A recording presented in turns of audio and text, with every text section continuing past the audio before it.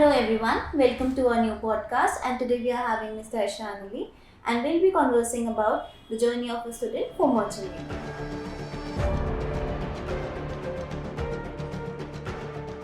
So sir, over the time we have seen merchant navy has been a very promising career, but still अभी भी लोग they don't choose it over other careers after class 12. So क्या reason होगा इसका? See, the major problem is a lack of awareness.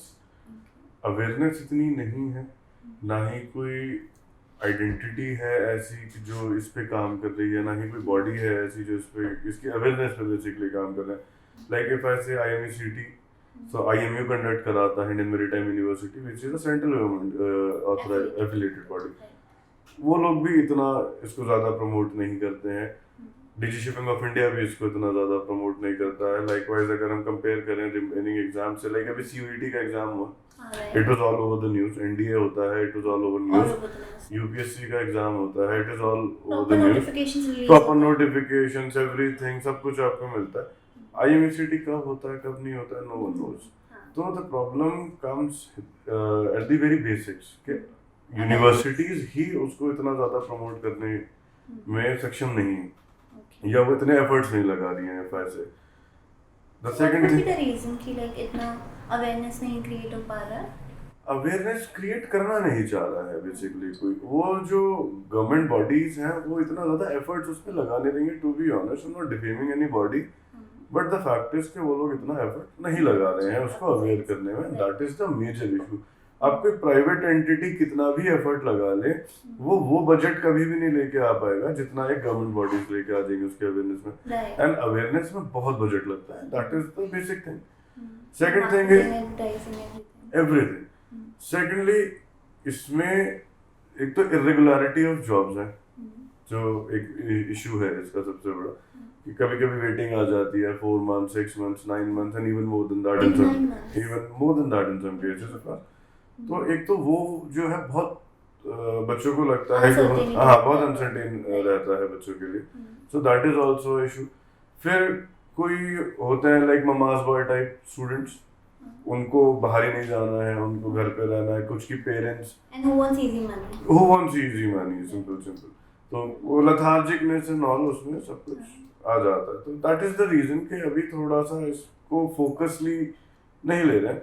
But हाँ, if government helps in supporting and in creating awareness, तो ये बहुत अच्छा करियर ऑफ कोर्स. राइट. तो मतलब अवेयरनेस क्रिएट करने का बहुत नीड है. बहुत नीड है, बहुत ज़्यादा नीड है अवेयरनेस क्रिएट करने का.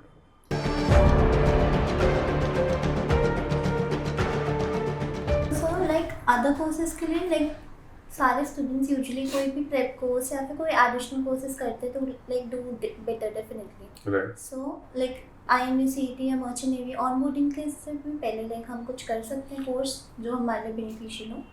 ऑनबोर्डिंग से पहले the certificates you basically need is your PC training courses, be it GP rating, be it DNS, be it BSc Nautical Science, BTech Marine Engineering, GME, ET, OCCMC, what not. So the pre-sea training needs, the sailing needs only those certificates with you as a pre-sea certificates. उसके बाद comes with the licensing, and उसके बाद it depends upon vessel to vessel. Like if I say कि अगर आपको oil tanker पे cell करना है तो you need to do different courses for that. आपको केमिकल पे करना है तो you need to do different courses for that.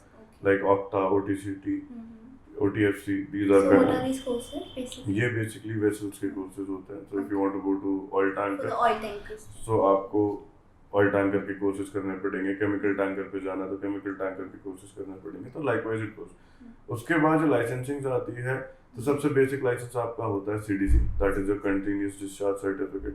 Passport की तरह दिखने वाली एक बुक होती है. Basically it holds all your records, sign on, sign off and everything. That is for everyone. Everyone needs it. उसके बिना आप शिप पे नहीं जा सकते. बीट आपने कोई सा भी कोर्स करो, देन आपको थर्ड ऑफिसर का लाइसेंस लेना पड़ता है after completing your mates. Then आपको चीफ ऑफिसर का लाइसेंस लेना पड़ता है. देन मास्टर्स का likewise comes into the engine department class 4 का एंड चीफ इंजीनियर का likewise and so on. Like वो चलता है. तो licensing and certificates goes hand in hand with that. लेकिन अगर हम करेंगे प्री सेलिंग हमें कौन से सर्टिफिकेट्स चाहिए, हाँ। तो that is your pre sea training course, that is it. कोई और आपको एक्स्ट्रा करिकुलर करने लाइक की, पर्सनालिटी डेवलपमेंट इन वो समथिंग तो बहुत नॉर्मल है, वो तो हाँ। मतलब इट हैज टू बी, अगर पर्सनालिटी आपकी डेवलप नहीं होगी दैट तो वुड बी कुछ more of self development self development courses, वो तो वैसे भी आपको कर ही लेना चाहिए, ऐसे कि नॉट बीट के मर्चेंट नेवी के लिए ही आप करो, आप वैसे भी कर सकते हो। General to just boost general, the thing हाँ, it's good for you, right. So ये बाकी एज सच इसके अलावा कुछ And ऐसा what about the security. licenses? Like for a two-wheeler, four-wheeler, we need a general license. So what about the ship? Do we need See, different license for every post? Two wheeler four wheelers के लिए license चाहिए होता है, that is very different licences.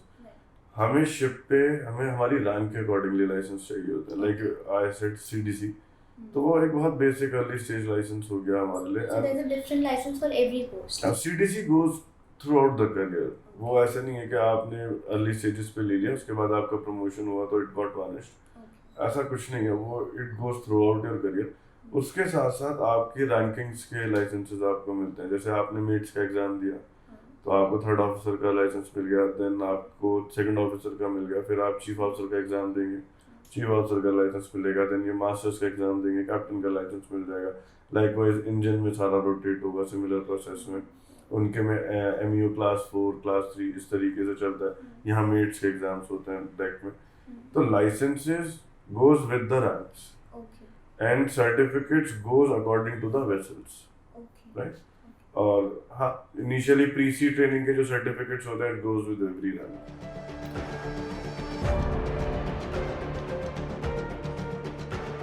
So, like students have a very different lifestyle in class 10, 12 during the entire school life, and even when we are prepping for the IMU CET and like for prepping for coaching के onboard, lifestyle, right? right? So, like what's the major lifestyle change when we once get on board? सी सबसे major lifestyle जो change होता है, आप चाहे coaching कर रहे हैं, चाहे आप स्कूल में हैं, चाहे आप कॉलेज में हैं, आप कहीं पे भी हैं, आप जमीन पे तो हैं एटलीस्ट।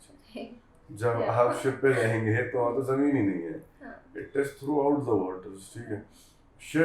लैंड जो है स्टेबल होती है, एक 4.5 पॉइंट समथिंग का भी अगर अर्थक्वेक आता है ना तो हम डर जाते हैं, सब घर से बाहर निकल जाते हैं। शिप हमेशा हिलता रहता है, it can not stay stable, right. तो एक बहुत बड़ा वेरिएशन वहाँ पे आता है। फिर दूसरा लाइफस्टाइल चेंज होता है, आप बोर हो रहे हैं, आप बाहर चले गए क्रिकेट खेल लिया, ठीक है, आप बाहर चले गए हैंग आउट कर लिया, लाइक ठीक है, आप किसी रेस्टोरेंट में चले गए, वहाँ ये कुछ अवेलेबल नहीं होता, आपकी एक सर्टेन बाउंड्रीज हैं, उस बाउंड्रीज में आपको जो करना है आप करिए, वो भी लिमिटेड तरीके से, ऐसा नहीं आप कुछ भी कर रहे हैं, restrictions and protocols are there. लेकिन जैसे हम यहाँ चले जाते हैं कहीं भी घूमने, रिश्तेदारों के घर चले गए, किसी को भी फोन कर लिया फॉर अ चेंज, कुछ भी कर लिया, वहाँ कुछ नहीं है। थर्ड मेजर लाइफस्टाइल चेंज है आपकी होम सिकनेस। यहाँ पे आप किसी भी शहर के किसी भी कोने में है, देश के किसी भी कोने में है, आपको घर की याद आ रही है, आपने फोन करा, पापा से बात कर ली, मम्मा से बात कर ली, वाइफ से बात कर ली, किसी से भी बात कर ली। शिप पे there are majority of times का आपके पास नेटवर्क ही नहीं होता है, तो अब आप बात कैसे करेंगे? अब आपको घर की याद आ भी रही है तो you have to live with that. फिर आ जा सॉरी कांट हेल्प इट वाला सिचुएशन ऑफ कोर्स। उसके बाद अगर आप सपोजिंगली इंडिया में हम अभी हैं, मैं बात करता हूँ कोई सिंगापुर में है, मलेशिया में है, दुबई में है, गल्फ के किसी रीजन में है या फार ईस्ट के किसी रीजन में है, कोई प्रॉब्लम होगी या कोई त्योहार होगा या कुछ भी ओकेजन होगा, वो एकदम वो they can be home any time they want to, right.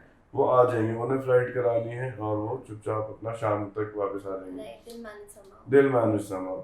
Ship से कैसे आओगे? अब इफ आई से कि मेरे घर में किसी की तबीयत खराब हो गई, who is very ill and very serious, doctor जवाब दे चुके हैं, मैं शिप पे हूँ, how am I going to manage? We can not be of no help at that time, तो हमें मैनेज करना ही पड़ता है। सो द थिंग इज कि you have to be professional and practical every time. आप ठीक है, इमोशनली इंसान ब्रेक डाउन होता है शिप पे, दैट इज वेरी नॉर्मल, और कोई भी हो जाता है, कितना भी keeping your calm will be the main thing for you, और वो आपको करना ही पड़ेगा। You need to understand the thing कि जब आप शिप पे हो तो you have dedicated your 4 months 6 months 9 months to your professional career. अब आपकी पर्सनल लाइफ में कुछ भी हो रहा है, आप कुछ भी नहीं कर सकते उसके लिए. lot of sacrifices needed. Lots of sacrifices needed, right? Right. So you, like, if you see कि there is a huge difference from college, school, coaching and all the things to staying on a ship. बहुत challenging job है. So there's a major gap. Like There is a that. major gap. वो दुनिया ही अलग है. Right. Exactly. 24 लोग हैं, 20 लोग हैं, उन्हीं की सराउंडिंग्स में आपको जीना है. You are not going to get more than that. तो अब उसमें लड़ाई भी हो रही है तो भी उन्हीं के साथ है, आपकी अच्छी बन रही है, यू आर हैप्पी, तो तब भी आप उन्हीं के साथ हैं. सो आपको जीना सीखना पड़ेगा.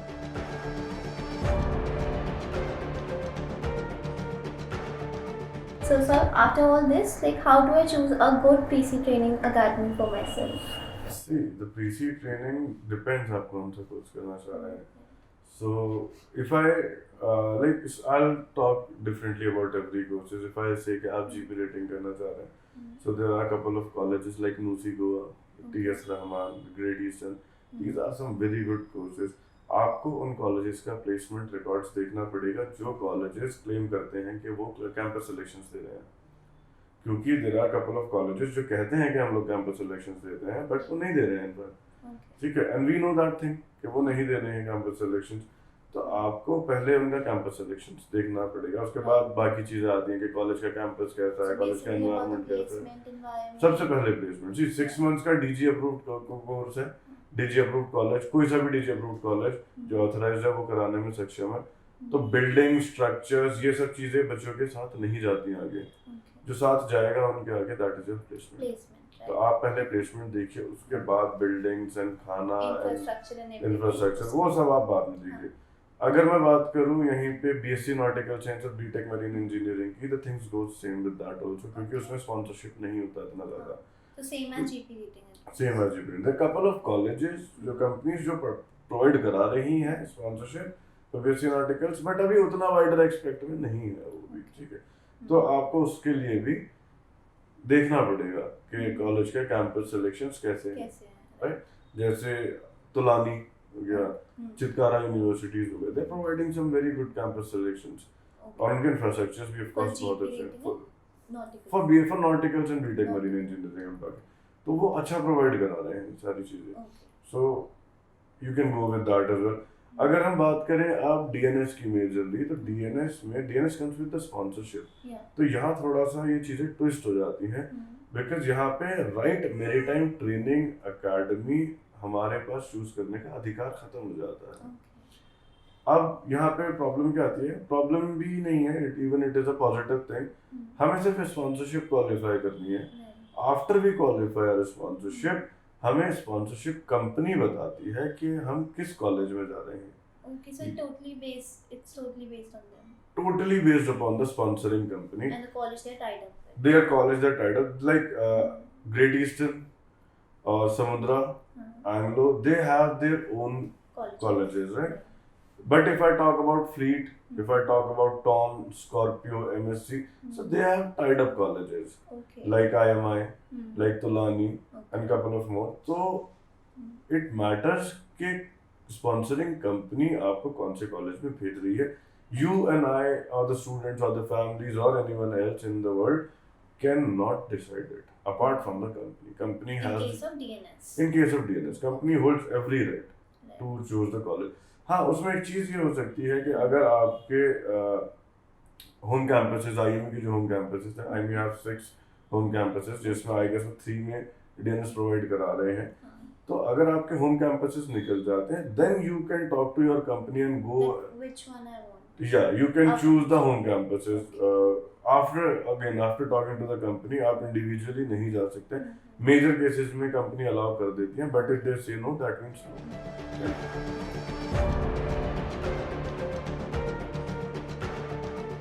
So once we get on board, like safety एक बहुत बड़ा point बन जाता है like in anybody's life. कि ऑन बोर्ड आ गए हैं, अब लाइक सेफ्टी का क्या है. एंड जो फ्रेशर है ऑब्वियसली उसे इतना नहीं पता होगा. सो क्या like emergency protocol, safety procedures क्या क्या फॉलो होते हैं शिप में? सी जो अच्छी कंपनीज होती हैं, अच्छी से आई मीन ITF कंपनीज जो होती हैं, ITF वेसल्स होते हैं, तो दे तो provide safety officers as well on the ship. तो सबसे बेसिक चीज़ तो वही आ गई कि they providing safety officers for you. उसके अलावा अगर मैं बात करूं प्री सी ट्रेनिंग से, हम्म, तो STCW होता है। STCW में ये इमरजेंसी के कोर्सेज होते हैं। उसमें लाइक बेसिक सर्वाइवल टेक्निक्स होता है, एलिमेंट्री फर्स्ट एड होता है, पर्सनल सर्वाइवल टेक्निक होता है, इस तरीके से सिक्योरिटी के कोर्सेज होते हैं। इस तरीके से कोर्सेज बच्चों को पहले ही प्री सी ट्रेनिंग में by the rules of government of India colleges are mandate, हाँ प्रॉपर ट्रेन कराया जाता है। They are mandate to train them. उसी के बाद उनकी CDC इशू होती है after their exams and everything, and उसी के बाद they are eligible to go on board. and they have to pass that test. They have to pass and that is not easy, I must say now. पहले वो हो जाता था, colleges करा देते थे पास, now it is all digital. Right. तो now it is not at all easy for the students to qualify for the exit exams as well. कुछ स्टूडेंट्स हैं जो उसमें भी स्ट्रगल करते हैं। Okay. देन अगर हम बात करें ऑन बोर्ड की, तो ऑन बोर्ड में दे आर सेफ्टी ड्रिल्स, वो कॉन्टिन्यूसली होती रहती हैं in the minimum frequency of time में। शिप्स पे सेफ्टी ड्रिल्स होती है। अगेन इन केस अगर वहाँ पे कुछ इमरजेंसी आ गई है, so then there are life jackets available, there coast guards available near by you, there are life boats available. आपको एयरलिफ्ट कर लिया जाता है। तो आपने ऐसा बहुत रेयरली कभी सुना होगा शिप कोलैप्स कर रहा है, कोलाइड हुआ है, कोई कोलिजन भी अगर होता है तो इतने एस्पेक्ट, बड़े एस्पेक्ट पे नहीं होता कि जहाज ही डूब जाए पूरा।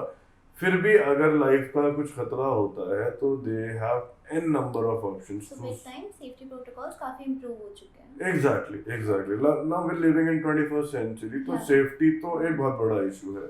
और उसके अलावा भी अगर किसी बच्चे के साथ कुछ एक्सीडेंट्स वगैरह हो जाते हैं तो they get full insurance cover and everything for that, but that is a different case. हम उसको मतलब इतना एनलाइटन ना ही करें कि मतलब कुछ इंश्योरेंस और ये है। फर्स्ट प्लेस में सेफ्टी प्रोटोकॉल्स इतने हो चुके हैं। बिल्कुल। तो आप बहुत कभी सुनते हो खुद बच्चा खुद ही सुसाइड कर लेगा अगर, तो ठीक है उसका तो कुछ ऑप्शन ही नहीं है, ठीक है वो तो कोई भी कुछ नहीं कर सकता उस केस में। बट ऐसा नहीं है कि एक्सीडेंट्स हो जाए और तब हो जाए, उसके लिए बहुत अच्छे सेफ्टी मेजर्स हैं। That's a good move from हाँ, there. लाइफ सेविंग टेबल्स वगैरह सब कुछ अवेलेबल होता है। इवन हमारी एकेडमी में भी है, तो अगर आप आए मैं दिखाऊंगा आपको, तो वो सारी चीजें अवेलेबल होती हैं। Yeah, I would like to come. Sure.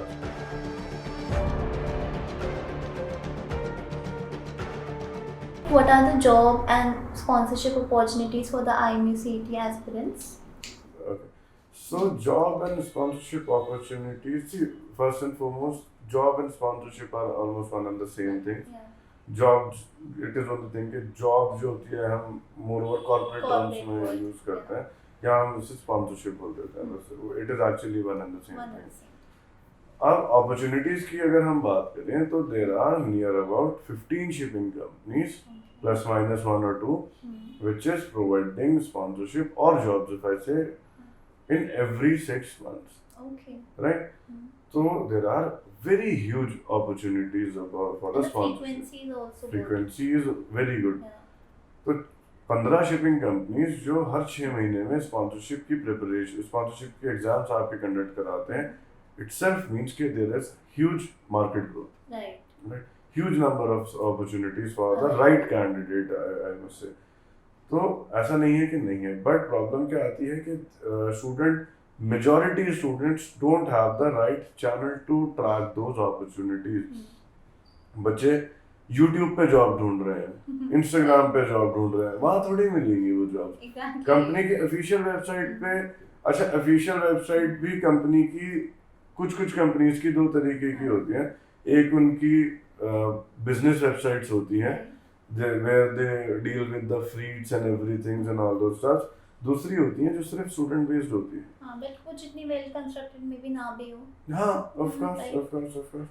तो बेसिकली स्टूडेंट्स को राइट टाइम पे, राइट जगह पे, राइट अपॉर्चुनिटी ढूंढनी चाहिए। That is very important. अगर आप जॉब अपॉर्चुनिटीज जनवरी फरवरी में ढूंढ रहे हैं तो they will be comparatively very low, ठीक है।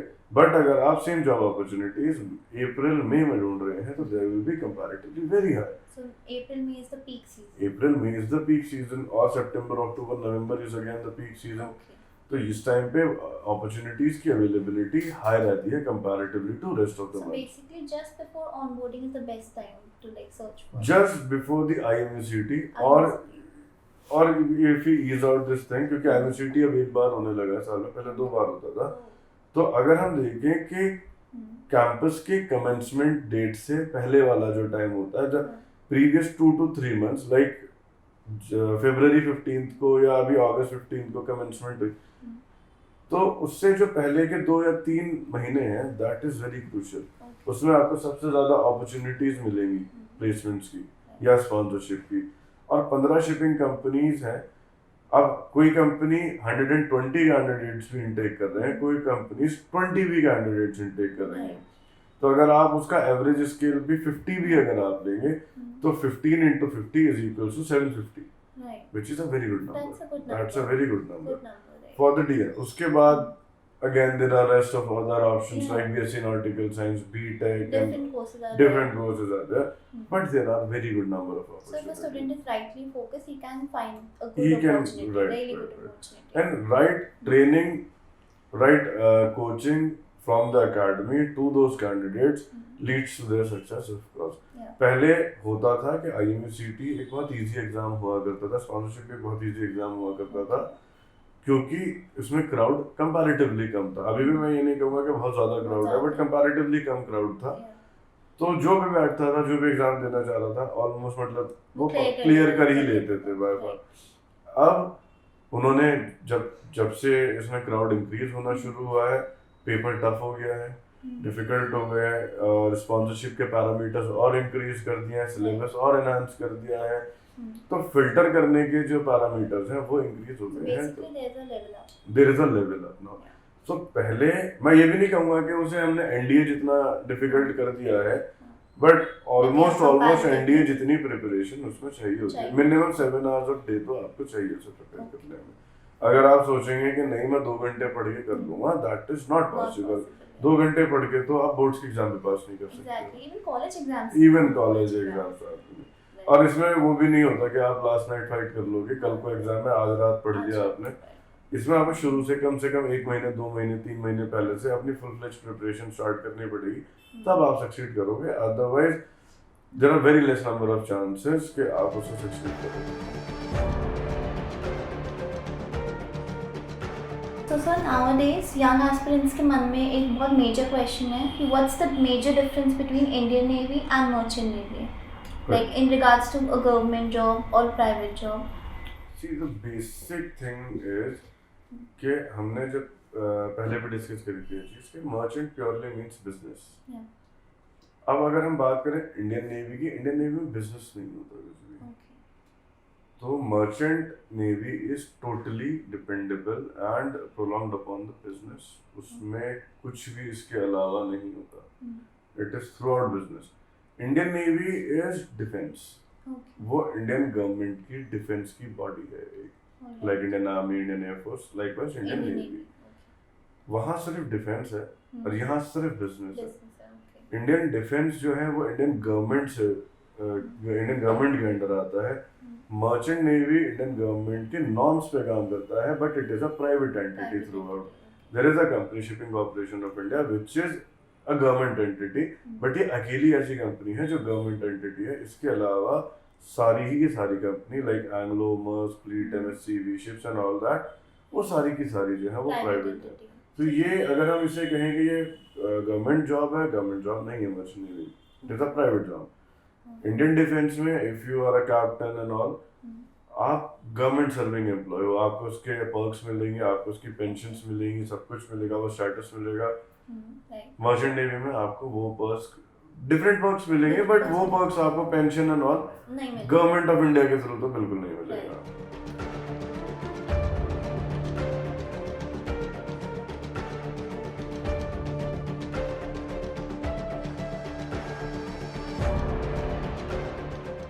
प्लस अगर हम बात करें इसमें टैक्स बेनिफिट्स की, तो मर्चेंट नेवी में 180 डेज में आप बेसिकली एनआरआई स्टेटस अपना अचीव कर लेते हैं। Once you achieve your NRI status, आपकी जितनी भी अर्निंग होती है वो टैक्स फ्री हो जाती है। तो it's a tax free income basically. that's a big thing because majorly इंसान 30% तो टैक्स में दे देता है अपनी अर्निंग का। तो यहाँ पे इनके लिए बहुत बेनिफिट ये होता है कि ये थ्रू आउट जो पैसा ये कमा रहे हैं इन्हीं का है, और ये टैक्स फ्री इनकम है, तो कोई आपसे ले भी नहीं सकता। That is a very good thing.